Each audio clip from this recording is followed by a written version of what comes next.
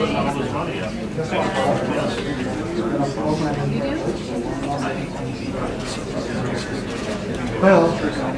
Or not racist.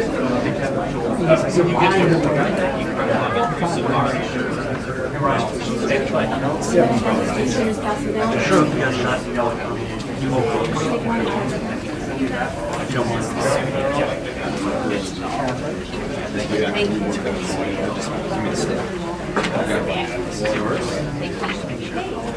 Nancy, nice story. Sorry.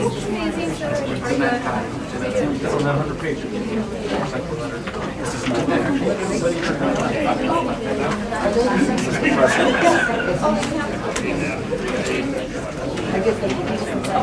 the family.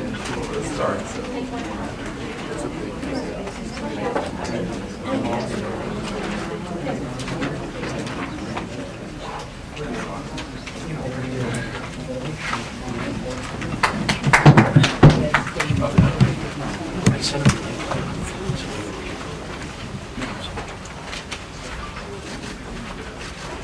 Good afternoon, and thank you for being here. I'm joined by my colleague, Vanita Gupta, the Acting Assistant Attorney General of the Justice Department Civil Rights Division, Mayor Richard Berry, and Albuquerque Police Chief Gordon Eden. We are here to announce a new chapter for policing in Albuquerque.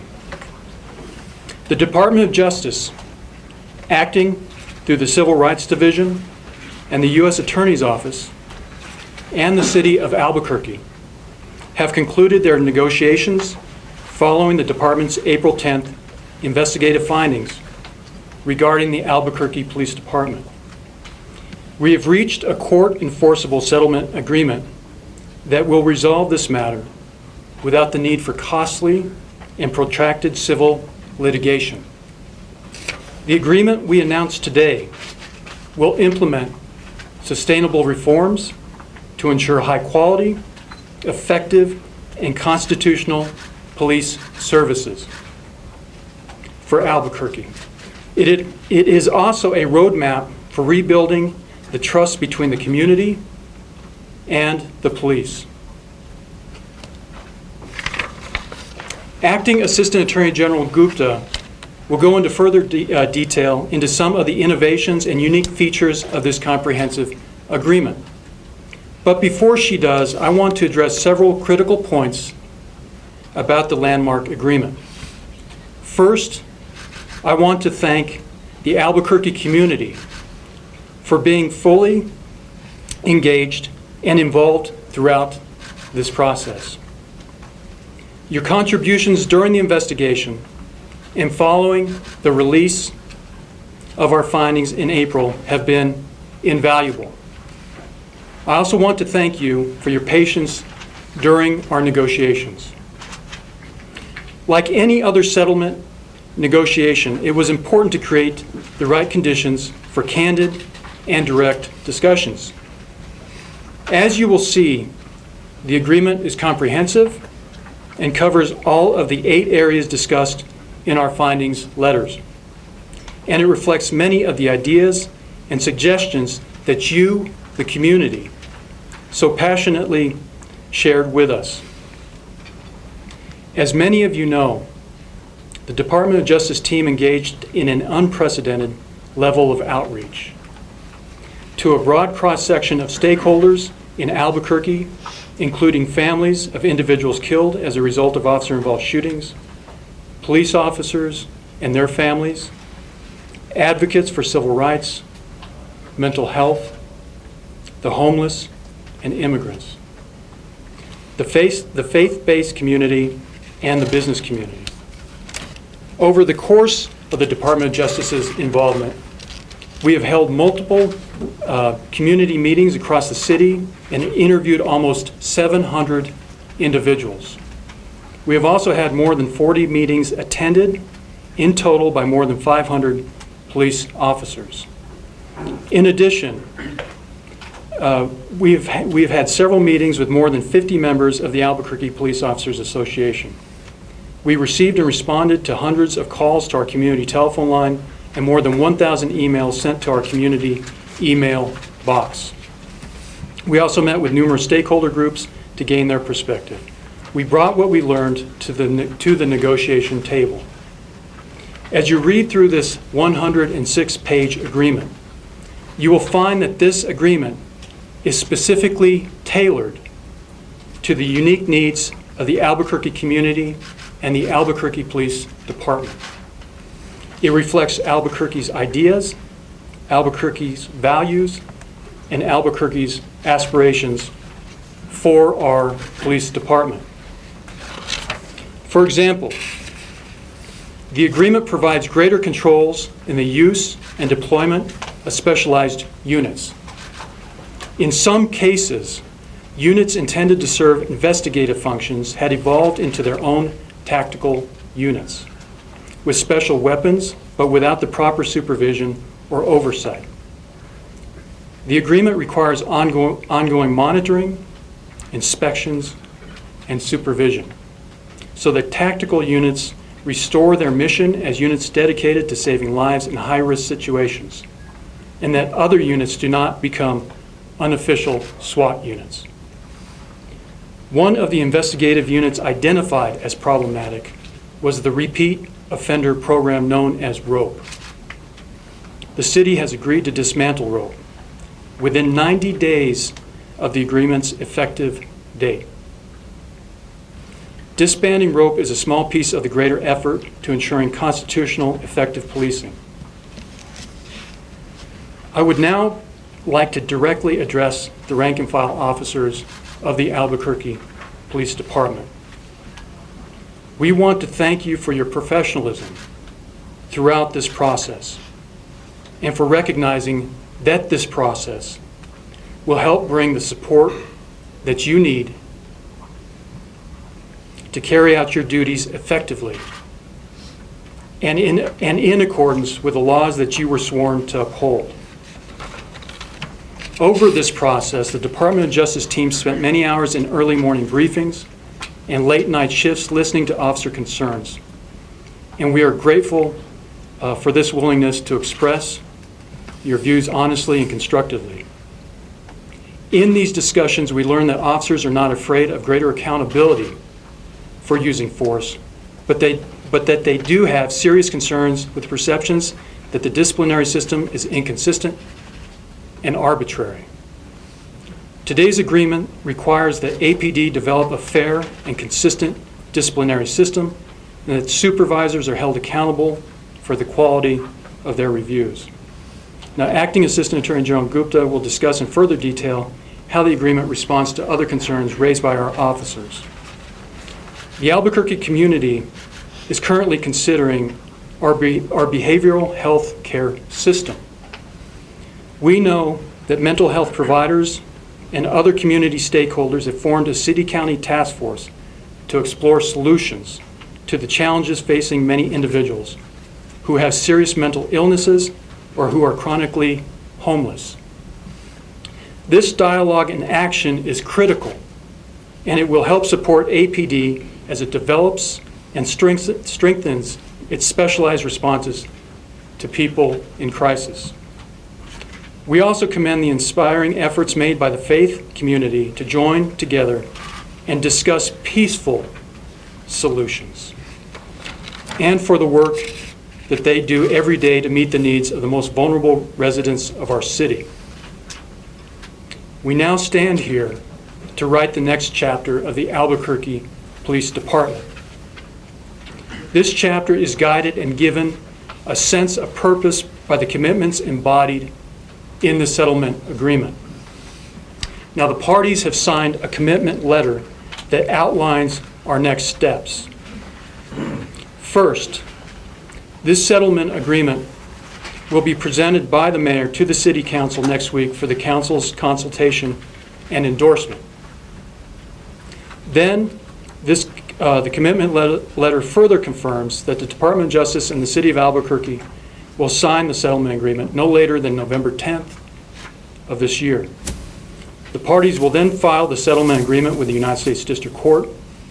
Following court approval of the agreement as a court order, The implementation of the agreement will be supervised by an independent monitor, who in turn will be supervised by the court. The monitor will compile and produce compliance reports that will be publicly available and will engage with community stakeholders to keep the public informed about the agreement's implementation on an ongoing basis. In closing, I want to reiterate that this settlement agreement will advance meaningful and measurable reforms that ensure effective policing and build community trust for our police officers. Throughout this process, the Department of Justice team and I repeatedly have said that the vast majority of APD officers are honorable law enforcement professionals who risk their physical safety and well-being for the public on a daily basis. We say this because it is true. An officer's work is not easy, and their duties are often performed under difficult and dangerous circumstances. We are optimistic about APD's future because so many of its officers are committed to making our neighborhoods safer places to live, work, and play, and do so with integrity and in compliance with the Constitution and the law. This agreement will help our officers carry out their duties while protecting their safety and their rights. We are confident that you, our community, will support the Albuquerque Police Department through this reform process because you want the APD to succeed. I will now turn over the podium to Acting Assistant Attorney General Gupta, who will discuss some of the more significant features of the agreement.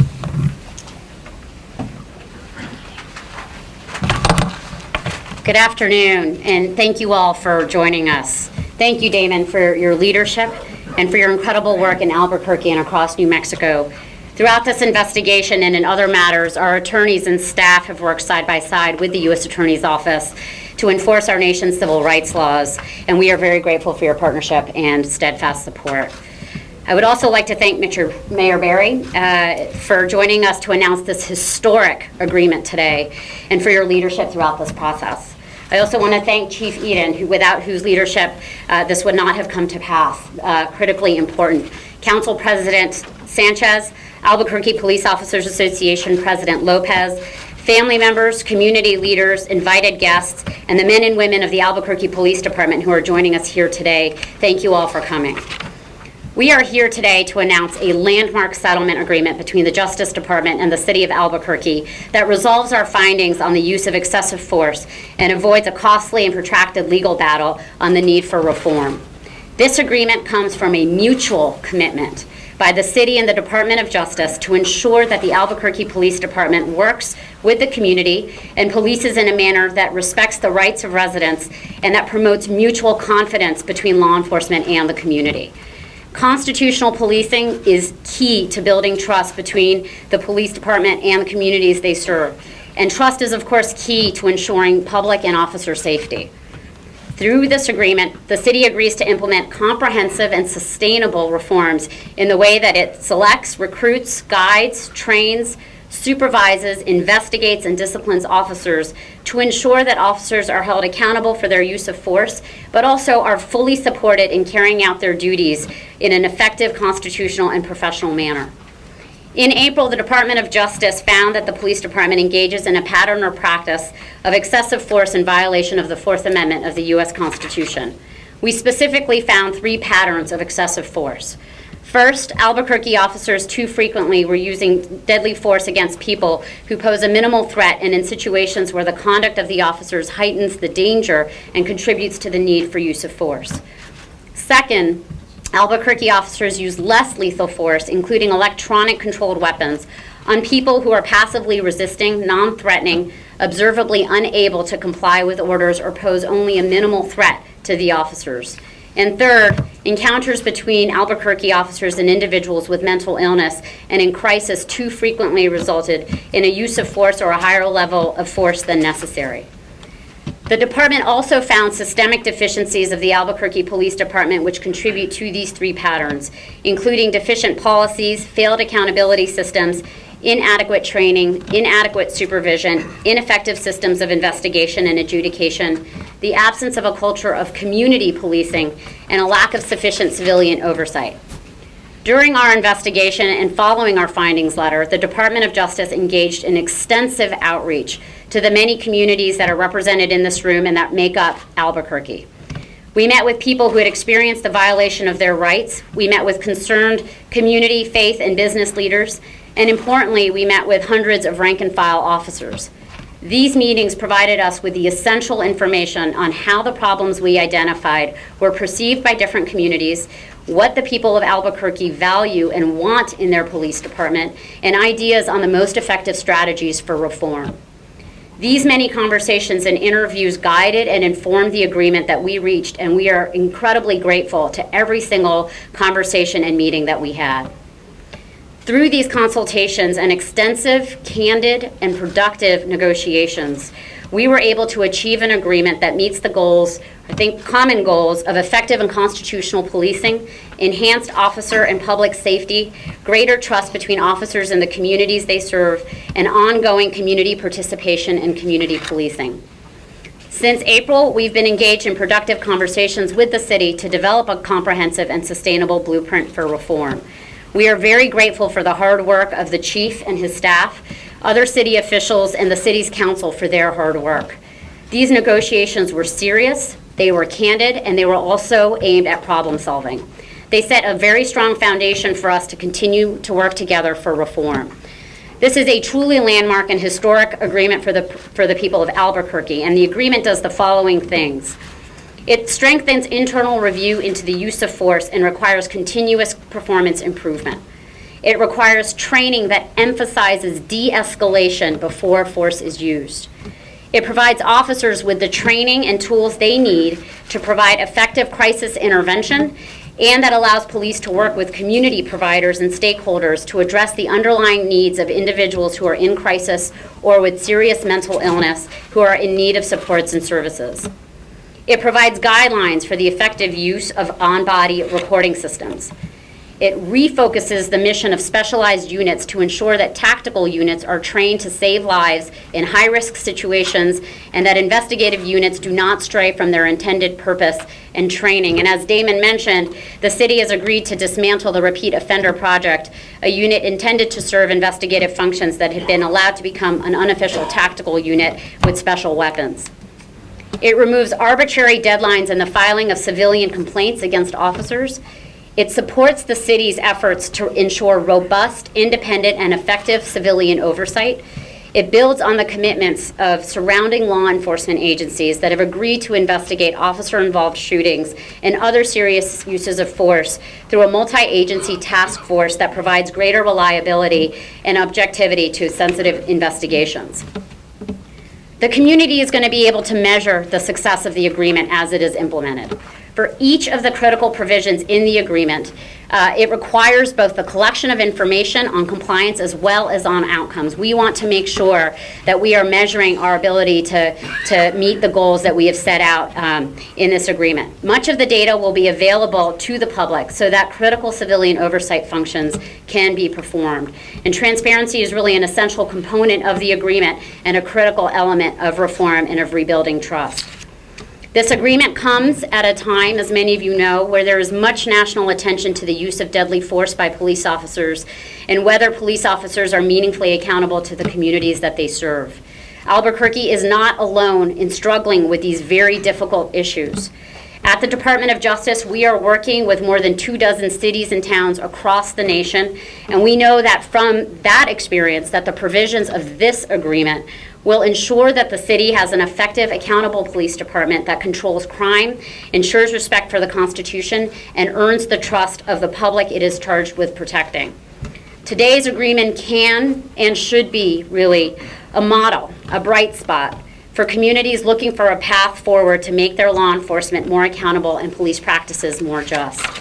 We will continue to actively engage all stakeholders in the implementation of the agreement to ensure that Albuquerque's policing services meet these goals. A key part of our task is to ensure that the hard work of the many women and men of the police department who serve honorably is not overshadowed by the unlawful behavior of others or by institutional deficiencies that make an already difficult job that much harder. The Department of Justice will remain actively engaged for as long as necessary, but not a day more, to ensure sustainable reform and to help restore the community's trust in its police department. We look forward to working with Albuquerque's elected officials, the chief and his command staff, rank and file officers, and the many, many people who have contributed to this investigation and settlement. Thank you. Now I introduce Mayor Berry. Thanks, Damon. Well, good afternoon. Today truly is an important and historic day for APD and for policing in the city of Albuquerque. With the release of this settlement agreement, I believe strongly that we are setting a new national standard for policing and police reforms. More importantly, I believe that our team from the city has worked in earnest with the Department of Justice to craft a reform package that will enhance safety both for our community and for our police officers, promote constitutional and effective policing in our great city, and deliver high-level, high-quality police services by augmenting the already great work done by the vast majority of the police officers at APD.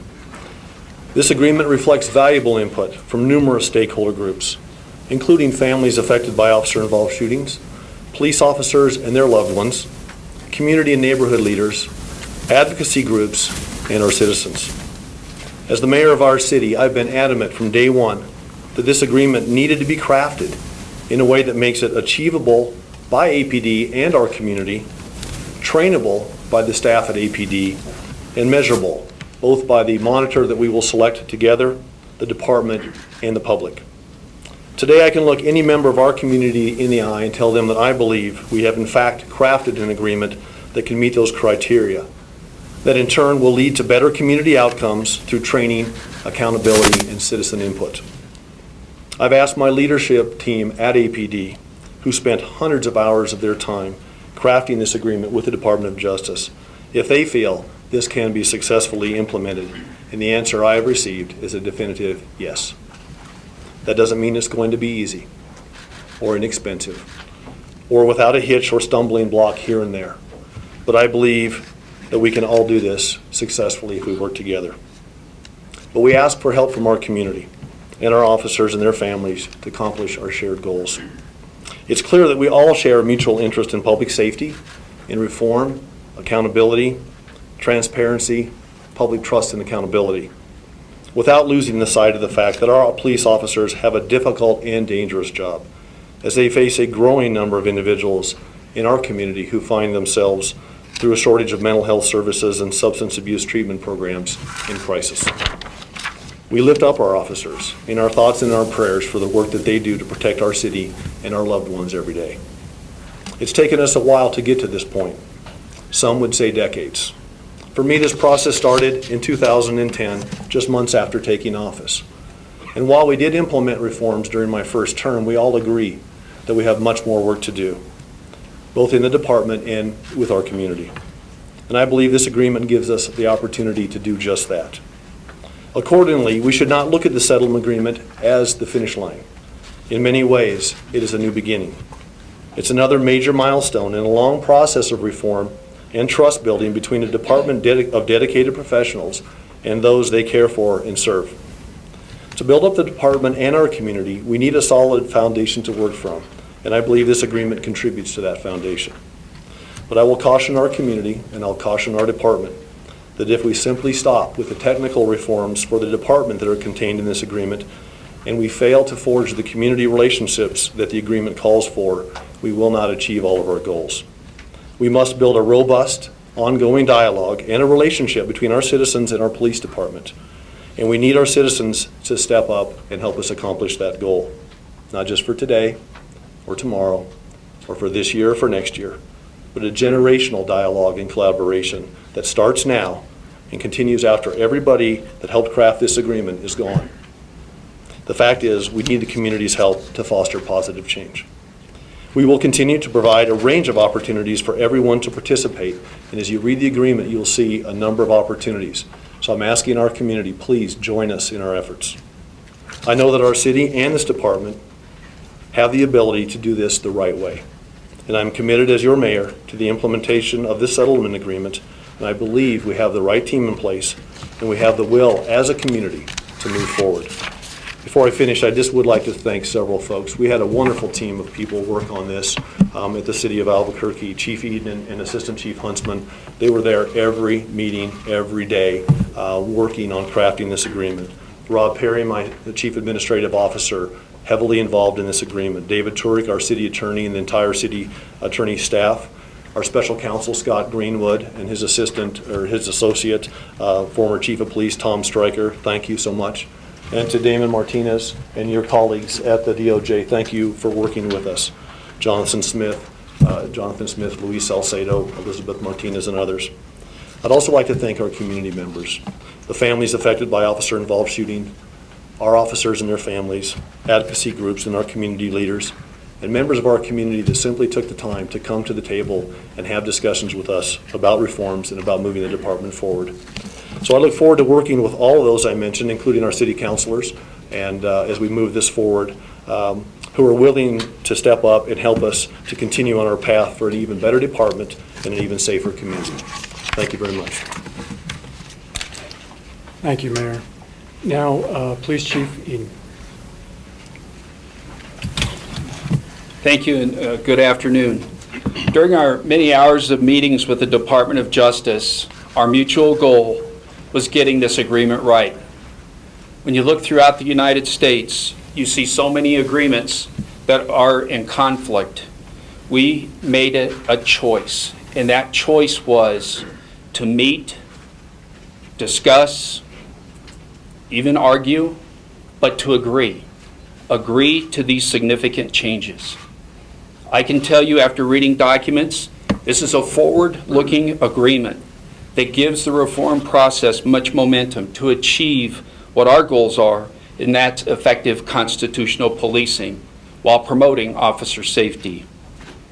It was important for us to have well-defined terms in this agreement, so those requirements that are set forth in the agreement are achievable, measured, and sustained. The agreement is clearly written because it must endure. People will come and people will go, but this agreement will live on for the City of Albuquerque.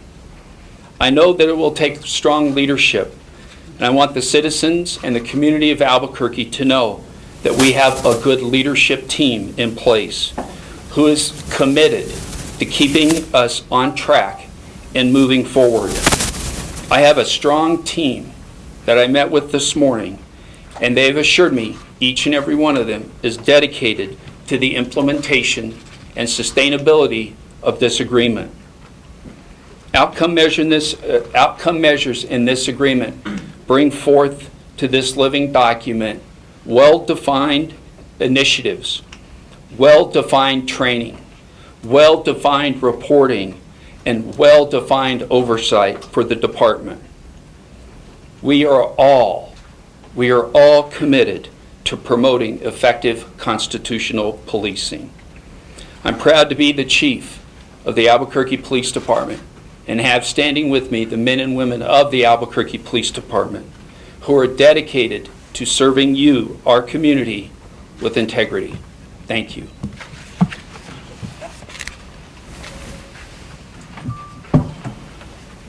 Thank you, Chief Eden. We will now take questions. Are there any questions? I have a question for the mayor. Please. All right, so you've already obviously agreed to make changes here. In the agreement, it says that the city does not concede to the accuracy of the allegations in the April 10 DOJ report. So I'm wondering what allegations don't you agree with, and why then are you making changes? We took a concerted effort at the beginning of this process when the finding letter came out to turn towards reform and working with the Department of Justice. Our alternative would have been to spend a great deal of time contradicting individual points and spending a lot of time, as other cities have done, really focusing on every single word of the findings letter. We did not do that here. I made a choice not to do that. In order to do that, we had to reserve our rights to not agree with everything.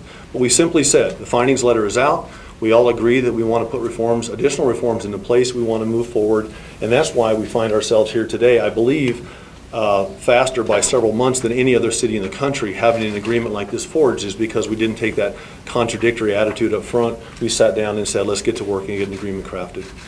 Hey, Mayor, while you're up there, Have you anticipated or been able to forecast a budget for what it will cost to implement this program? We have a briefing paper that we'll put out today. I know the Department of Justice put out a kind of a summary of the 106-page document. We'll have one for you as well today. In there, we believe it will be somewhere in the $4 to $6 million range for the first year. We think $1 million of that in that area will be for monitoring. A lot of the costs associated with this will be when officers are being trained. And when you read the document, and we'll show you a chart today of how many hours our officers are going to be in additional training, we have to cover those officers with overtime while they're in training and then vice versa. So we think a lot of it will be the cost of overtime to keep officers on the street while others are being trained. We will have to develop curriculum. We'll have to provide training opportunities and pay folks to do that. That's the gist of it. We won't know until we really sit down in the next couple of weeks to a month and get every budget put together. Bill Slauson at the Albuquerque Police Department has been put into a specialized position where he will be doing this data collection, and we'll have more answers as we go. But we think that was a long answer to a shorter question, which is $4 to $6 million, we think, in the first year. And Nancy, did I see you had a question? I have a question, and maybe one of you can answer this. In New Mexico, it's not uncommon for people to be arrested 30, 40, 50 times. There's a big problem with repeat offenders. How is the police department going to address the repeat offender issue if you don't have a road team? The Albuquerque Police Department has other investigative resources that it will continue to utilize in the Special Investigations Division. Those detectives that have been assigned to ROPE will be assigned to the other divisions within the Special Investigations Division. We will continue with making sure that those people who are the most violent, that we have in place the right teams with the right training to address the repeat offenders. Mr. Jerry, how do you anticipate paying for all of this cost? You mentioned $4 to $6 million a year. Right. How do you anticipate paying? Well, we have, the city of Albuquerque has a general fund budget, that's a little less than $600,000 a year. But if you look at our total operation, we're about $1 billion a year operation, 900 million plus. So we feel confident that we have the resources within the city to realign those resources, to put them towards the settlement agreement without affecting community services in any way that's substantial. So we've met with our budget staff at this point. We start the process. This is about the time of year where we start having our CAO hearings and we start crafting our budget. My budget will have to go to the city council on April 1st. We already have $1 million in place from last year in the budget, so thank you, councilors, for supporting that. And we'll be crafting this into the budget. But I don't believe there's going to be anything in the community where we have to shut anything down or have, we may have to do some adjustments, but I don't think it's going to be anything dire. And I saw your hand up. Yeah, this is for the chief of the mayor. We've seen that you've increased administrative staff within the chief's office. Is there going to be a push to increase foot patrol or rank and file officers on the streets? I think one of the most important parts of this agreement, and there's so many important parts, is that it mandates the city and the Albuquerque Police Department do a very comprehensive staffing study. And as we discussed this morning, this includes our 911 call takers, our dispatchers, our administrative support staff, as well as our officers. And that's an important part of the agreement because I believe that staffing is critical to the success of any organization. And that's one of the key components of the agreement is that staffing study be done and that we make sure that the officers have the resources as well as our administrative staff has the resources to successfully implement this agreement. Please. My question is for the mayor. Yeah. Mayor Berry, the majority of the new command structure at APD are individuals who come from the old guard and some of the specialized squads that have either been dismantled today or significantly reined in by the agreement. Those are folks who are now entrusted with implementing changes to a culture that they helped create. How do you explain that, and do you expect it to work? I do expect this to work, and we've got Chief Eden, who has come into the department from the outside. We've got Chief Huntsman, who has a lot of internal knowledge of the department. And I don't want to speak out of turn or out of line, but the feedback that I've received from all parties involved here today is these two gentlemen have been absolutely instrumental in crafting this. reform, working with the Department of Justice. They've come to the table with a can-do attitude. They are surrounding themselves with the leadership that they feel is important to carry this forward. This is a large police department, the largest in the state. There's no way anybody could come in and say, you know, and do wholesale changes when you've got 900 plus people just in the Field Services Bureau. So the point is, we believe we have the people that are committed. Chief has put them in a place where they've been asked specifically, if you feel like you can contribute, we want you involved. If you can't, there's probably something better for you to do. So I do have the confidence. Are there any more questions? Please. Mr. Mayor, this is a question for you. The city has seen a number of protests, civil disobedience incidences, aggressive protests and so forth since March, and some of these folks felt they weren't engaged enough. Do you feel this agreement allows some of those people to be engaged?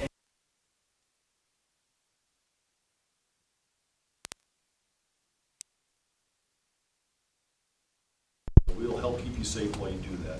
That is your right to do that. That's your choice to do that. But we really are inviting folks to come to the table, roll up their sleeves, and work with us. As you read this agreement, you're going to see a number of opportunities from community policing councils that we had our first kickoff meeting last night, actually, for the CPCs with some of our leadership there. We've got the community collaboratives, which Councilor Sanchez joined me for the kickoff meeting several weeks ago. And it requires us to provide resources to do that. So there's no shortage, in my opinion, of opportunities for people from the community to step forward and work with us. And once again, we're just inviting everybody to do that. We need your help. The last question. Please, last question. This is potentially for Ms. Gupta or for the mayor or Chief Eaton, depending on who wants to address it. But one of the big concerns referenced in that DOJ report had to do with lapel cameras and other transparency measures. What does this agreement do in terms of ensuring that those are not only used, but used properly and used effectively? Go right ahead.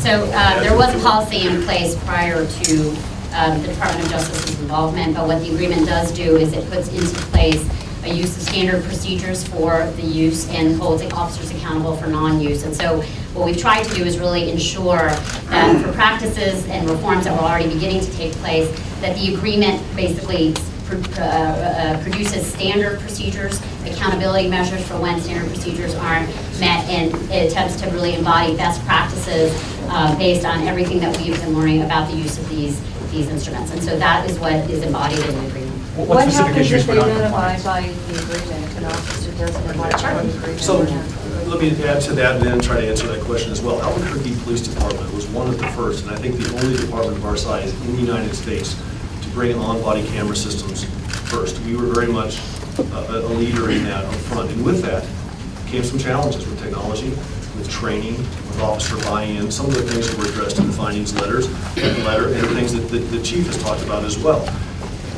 Even though we were the first city in the country to do what we did, I believe this is the first agreement in the country that mandates on-body camera systems. So that's another reason it's a landmark agreement. It calls in there for additional policies, additional procedures, and that will be, if you read the agreement, you'll see that it's about that thick, right? It's 106 pages. But by the time Chief Eden and his staff are finished with all the training that goes with this, and all the parts and pieces, and the curriculum and everything else, it's going to be a lot of work to do. So their work really starts in earnest after this agreement is signed on November 10th. That being said, we'll take what we've learned. We will add to it. This agreement requires additional policies. Those will be crafted. We will agree upon those policies together. They will include disciplinary actions as well. So we're hoping to make it more understandable as technology advances, make it better for our officers to use, easier for them to use, and with that, the accountability measures will be there. So it's, I think the agreement really addresses that in a big way, and we think that's important both as an administration and as a department as well. And also, just to supplement what was just said,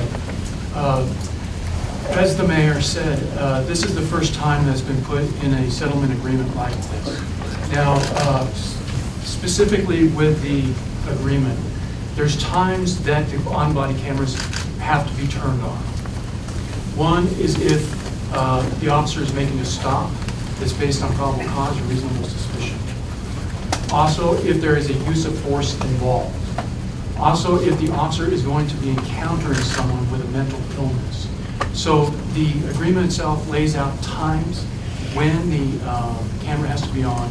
it also lays out a procedure to make sure that it's operating properly, to make sure there's accountability that it's operating properly, and to make sure that what it does is it empowers the officers and the supervisors that if they see issues, they can help make change in creating that policy. Thank you very much.